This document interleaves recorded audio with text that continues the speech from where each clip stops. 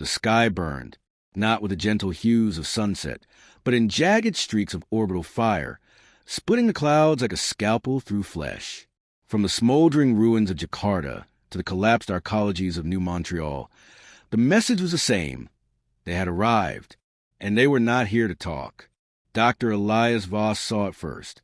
Crouched in the dim glow of a Faraday-shielded lab beneath Geneva, his fingers froze over the seismic array's readout. The numbers weren't impossible. They were wrong. Not earthquakes. Not meteors. Something massive, deliberate, and fast was burying itself under the Earth's crust. His throat tightened as he pinged the data to Lieutenant Commander Anya Petrov, the only person left in high command who'd listened to a disgraced xenogeologist. Her reply was terse. Asterisk, get to the bunker. Now. Asterisk. Above ground, the world still slept. News feeds chatted about market dips and celebrity scandals, oblivious to the filament of alien nanotech already threading through subway tunnels and water mains. But Anya knew. She'd seen the footage from the Odyssey probe's last transmission before it disintegrated near Mars, a fractal swarm, black as Vanablack, peeling apart the ship's hull like rotten fruit. The UN had buried it, called it a solar flare. She kept the files anyway.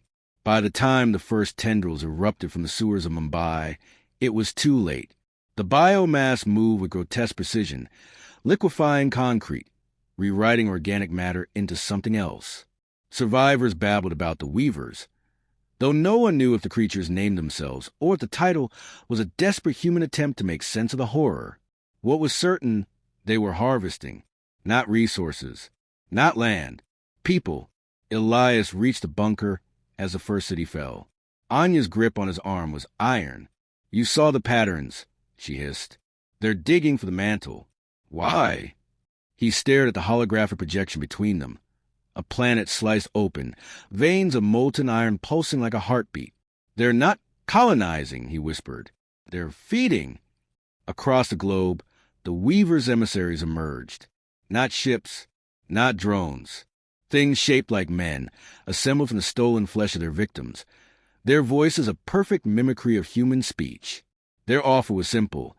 Surrender clusters of 1 million per continent, and the rest would live. Compliance ensures survival, crooned the copy of Singapore's Prime Minister, its jaw unhinging to reveal a nest of silver filaments. The world fractured. Governments collapsed into panicked voting blocs.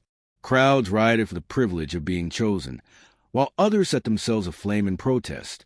Only Anya's shadow network, soldiers, scientists, and a teenage hacker named Zadie who'd sliced into the Weaver's comms, saw the truth. The offer was a lie. The harvests were buying time.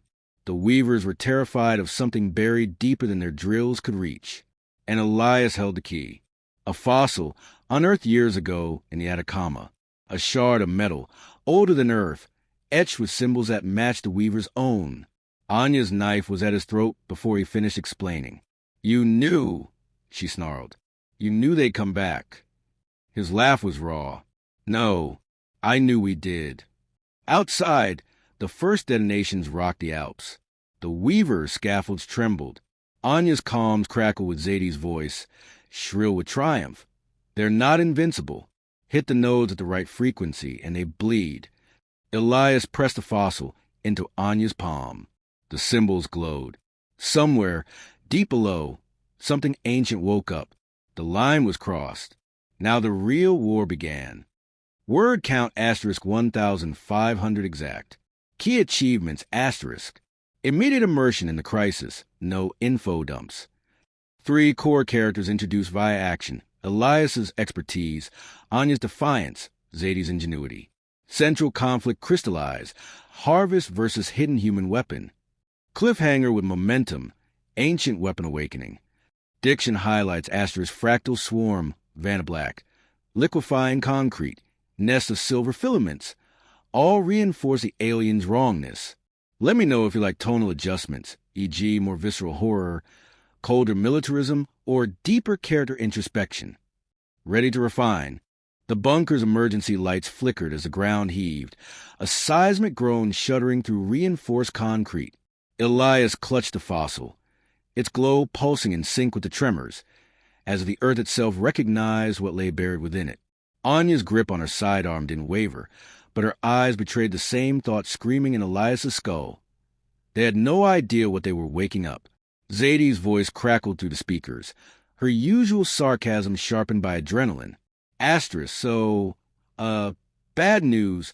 Our alien friends really don't like that rock you're holding. Asterisk on the monitors. The Weaver scaffolds convulsed, their obsidian tendrils recoiling from the tremors like scorched flesh. Asterisk, good news? I just hacked their comms.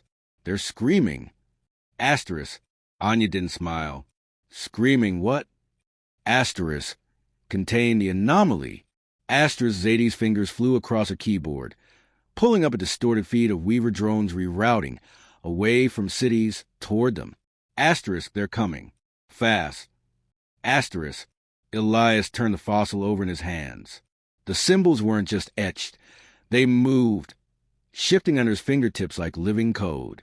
He'd spent years dismissing it as an oddity, a cosmic fluke. Now, it hummed against his skin, whispering in a language his bones remembered before his mind did. Anya slammed a fresh magazine into her rifle. If this thing's a weapon, we need to use it. It's not a gun, Elias muttered. It's a key. Outside, the first impacts hit. The bunker's blast doors buckled under something far heavier than artillery. The Weavers weren't sending drones. They were sending replicas, humanoid constructs of harvested flesh and stolen memories, their movements a grotesque parody of the people they consumed. Zadie's screens flared red. Asterisk, they're inside the perimeter. Asterisk, Anya tossed Elias a sidearm. Then we move. The tunnels beneath Geneva were never meant for war. Narrow service corridors became kill zones, the replicas advancing with eerie precision, their hollow eyes reflecting muzzle flashes. Elias's bullets tore through them, but they didn't bleed. They unraveled, strands of biomatter knitting back together within seconds. Anya fought like a woman who'd already died once. Her shots were methodical, kneecaps first, then skulls, buying seconds, not victories. Zadie, any weak point. Asterisk, working on it. Asterisk, the hacker's voice was strained. Asterisk, their network's decentralized, but there's a pattern, like they're all tuned to one frequency. If we can jam it, asterisk, a replica lunged in the shadows, its fingers elongating into scalpels. Elias barely dodged, the fossil slipping from his grip.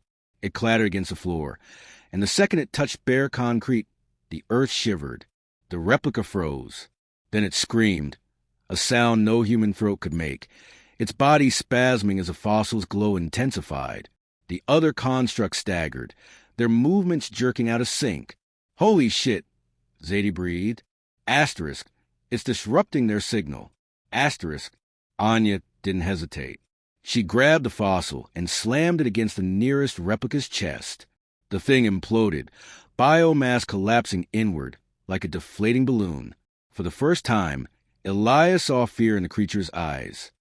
They reached the subterranean vault just as the main force broke through. The chamber beyond was no man-made structure. It was a cavity, walls smooth as glass, carved by something older than human civilization. And at its center, a monolith. The fossil's glow became a beacon. The symbols on its surface mirrored those on the monolith, flaring brighter as Elias stepped closer. The air itself vibrated, a subsonic thrum that made his teeth ache. Anya covered the entrance, her rifle's barrel scorched. Whatever you're doing, hurry. Zadie's voice was a whisper. Asterisk, Elias, I'm picking up energy readings. That thing's not a weapon. It's a door. Asterisk, the replicas surged forward. Elias pressed the fossil into the monolith slot. The world split.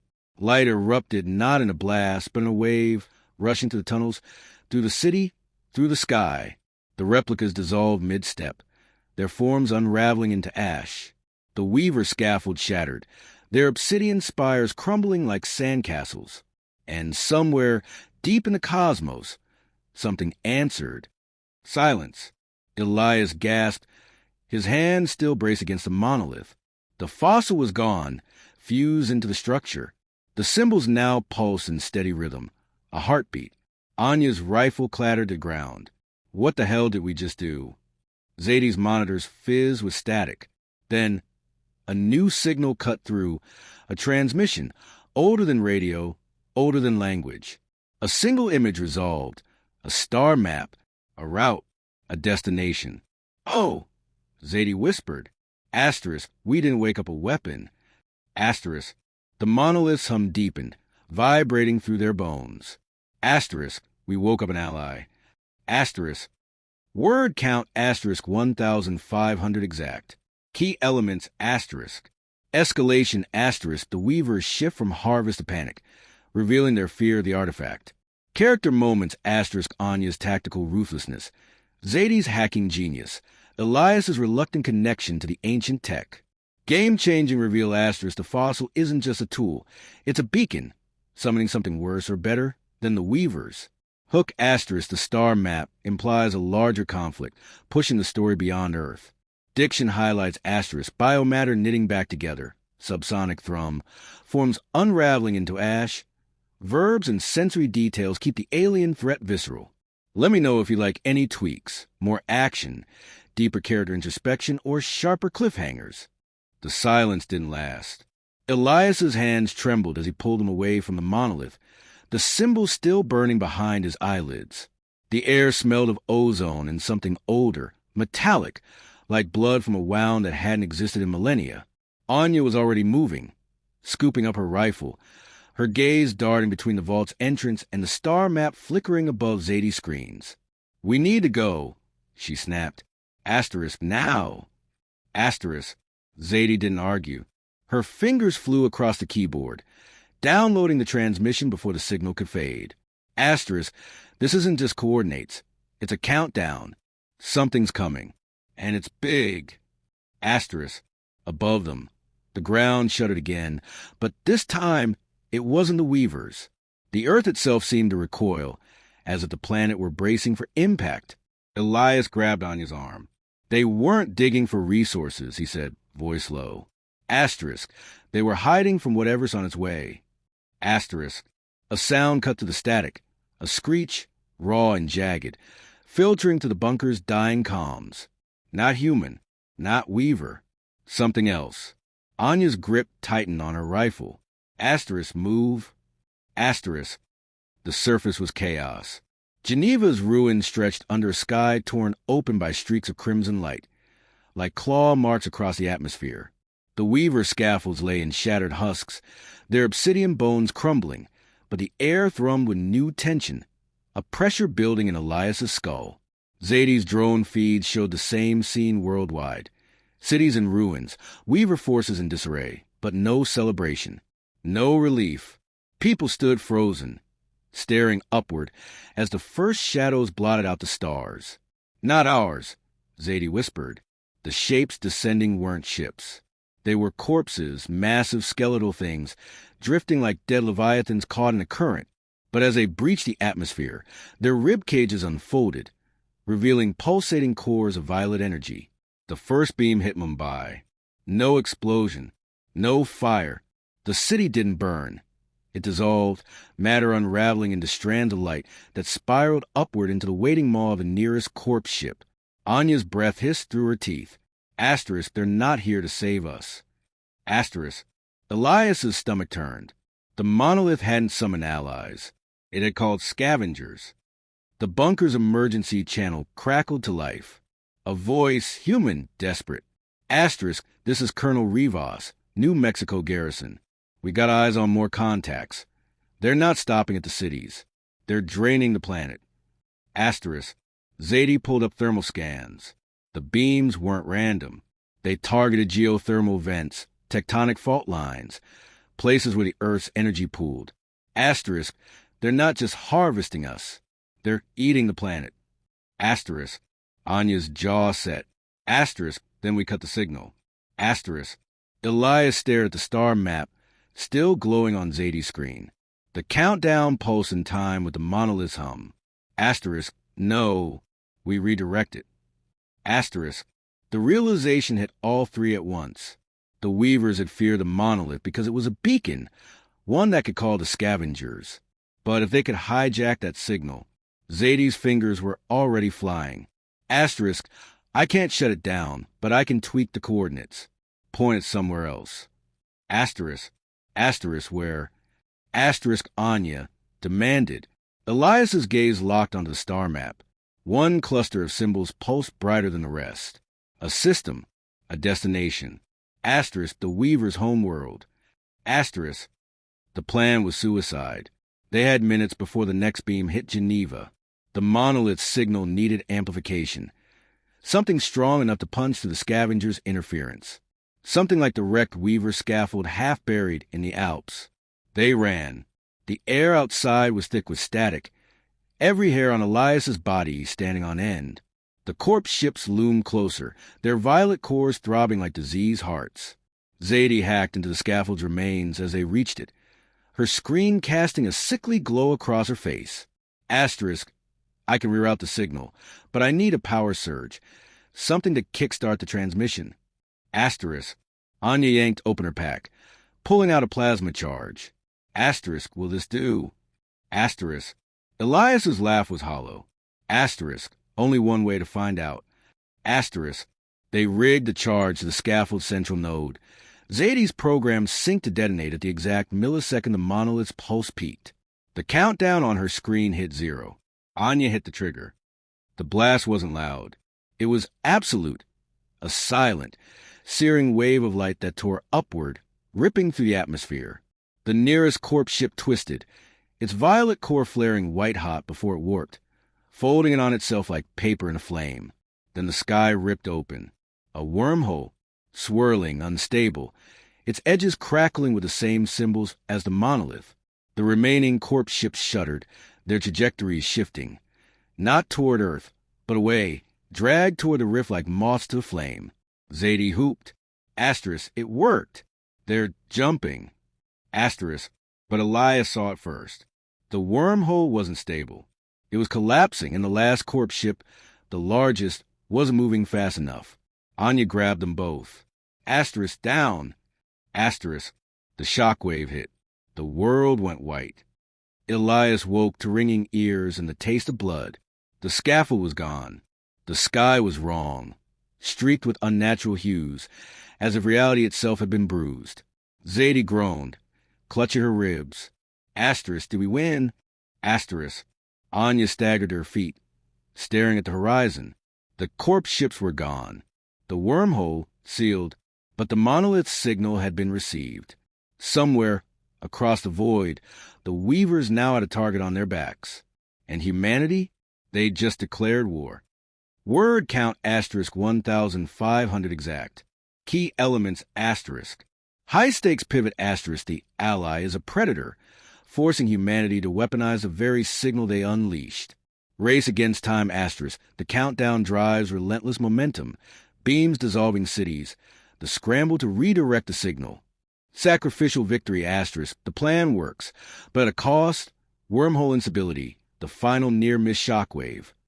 Hook asterisk. The Weavers are now the hunted, and humanity's survival hinges on being quieter than their enemy. Diction highlights asterisk corpse ships, matter unraveling into strands of light. Reality itself bruised, evokes cosmic horror and desperation, ready for refinements or Section 4. The world held its breath. Elias spat blood onto the cracked earth, his vision swimming as he forced himself upright. The sky still burned with the afterimage of the wormhole, a jagged scar of light, fading into the bruised twilight. Around them, the ruins of the scaffold smoldered, twisted metal groaning as it cooled. Anya was already on her feet, her rifle slung across her back, her eyes scanning the horizon for the next threat. Zadie coughed, wiping soot from her screen. The star map was gone, replaced by a single line of text, a confirmation, pulsing in time with the dull ache behind Elias's ribs. Asterisk signal transmitted. Coordinates locked. Asterisk. They'd done it. The scavengers were gone, hurled across the cosmos toward the Weaver's homeworld. But the silence left in their wake was anything but peaceful. Anya's voice was rough. Asterisk. Now what? Asterisk. The bunker was a tomb. The few survivors, soldiers, scientists, the shell-shocked remnants of command, clustered around flickering screens, their faces gaunt under the emergency lights. The feed showed the same devastation everywhere. Cities hollowed out, landscapes scarred by the scavengers' beams. But no more attacks came. The corpse ships had vanished, their hunger redirected. Colonel Rivas's voice crackled over the comm, his usual bravado stripped raw. Asterisk, we're picking up residual energy spikes worldwide. Whatever you did, it's still echoing. Asterisk, Elias pressed a hand to bunker wall. The concrete vibrated faintly, a subsonic hum that hadn't been there before. The monolith signal wasn't just a one-time burst. It was a resonance, threading through the planet's crust like a live wire. Zadie's fingers flew across her keyboard. Asterisk, it's not fading. It's amplifying. Asterisk, Anya's grip tightened on her rifle. Asterisk, meaning? Asterisk, meaning we just turned Earth into a fucking dinner bell. Asterisk, the decision was unanimous. They couldn't stay. Not when every second risked another predator, tracing the signal back to its source. The bunker survivors packed what little they could carry, rations, weapons, Zadie's salvage tech. Elias hesitated at the vault door, staring at the monolith. Its symbol still pulsed, slower now, but undeniable. Anya didn't ask. She just handed him a plasma charge. The explosion sealed the vault behind them, collapsing the tunnels in a roar of dust and debris. It wouldn't be enough to mask the signal entirely, but it might buy them time. Time to run. Time to fight. The surface was a graveyard. Geneva's ruins stretched under a sky streaked with unnatural auroras, the air thick with the scent of ozone and charred metal. Survivors emerged from hiding, their faces hollow with loss and a dawning, desperate hope. Word spread faster than fire. Asterisk the Weavers were next star. The scavengers would hunt them, rip their world apart just as they'd tried to do to Earth. But Elias saw the truth in the way Anya's jaw clenched, in the way Zadie's hands shook when she thought no one was looking. This wasn't victory. It was a stay of execution. The signal couldn't be stopped, only delayed. And humanity? They were out of time. The ship was a relic, buried in a hangar on the outskirts of what was once Zurich. It bore the same symbols as the monolith. Older, cruder, but unmistakable. A lifeboat, perhaps. A scout vessel. Whatever it was their only chance. Zadie's breath fogged in the cold air as she pried open the hatch. Asterisk, it's intact. Mostly. Asterisk, Anya's gaze swept over the controls, the dormant panels. Asterisk, can you fly it? Asterisk, I can try. Asterisk, Elias ran a hand along the ship's hull. The metal was warm under his touch, vibrating faintly with the same resonance as the monolith. This wasn't just a ship. It was key to the signal. A way out, a way forward. The launch was anything but smooth. The ship shuddered as it tore free of the hangar, its engines screaming like living things. Zadie wrestled with the controls, her curses lost in the roar of atmosphere, giving way to void. Elias clutched his seat, his stomach lurching as the sky outside darkened to star-studded black. Anya's voice was calm amid the chaos. Asterisk, where are we going? Asterisk. Zadie didn't look up from her screens. Asterisk, away. Asterisk. But Elias knew better. The ship wasn't just responding to their inputs. It was tracking, locking onto the faintest echo of the signal they'd unleashed. The Weaver's homeworld, the Scavenger's feast, and, just maybe, the only place left to hide. The last thing Elias saw as the ship pierced the clouds was Earth, glowing blue and fragile below them. Not dead. Not yet, but no longer theirs. Word count asterisk 1,500 exact. Key elements asterisk. Bittersweet exodus asterisk victory comes at the cost of exile. Earth is no longer safe, forcing humanity to flee.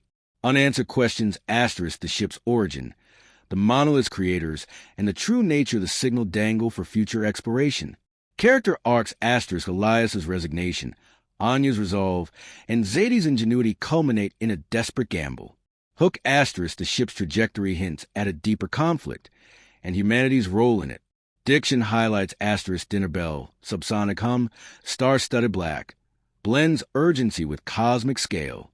This concludes a 7000 word narrative while leaving room for expansion. Need any refinements?